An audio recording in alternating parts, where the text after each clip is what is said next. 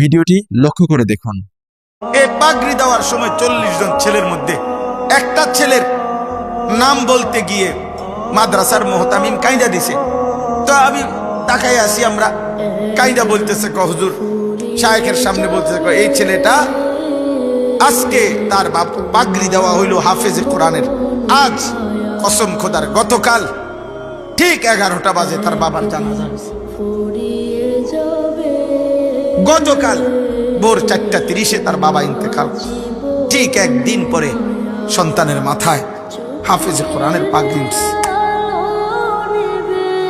যে বাবা হতে পারে গত 4 বছর 5 বছর বাচ্চাটারে নুরানি পড়াইছে, নাজেরা পড়াইছে, হাফিজি পড়াইছে, বাবার স্বপ্ন ছিল আমার সন্তানের মাথায় একদিন ইজ্জতের পাগড়ি উঠবে, আমি দেখব।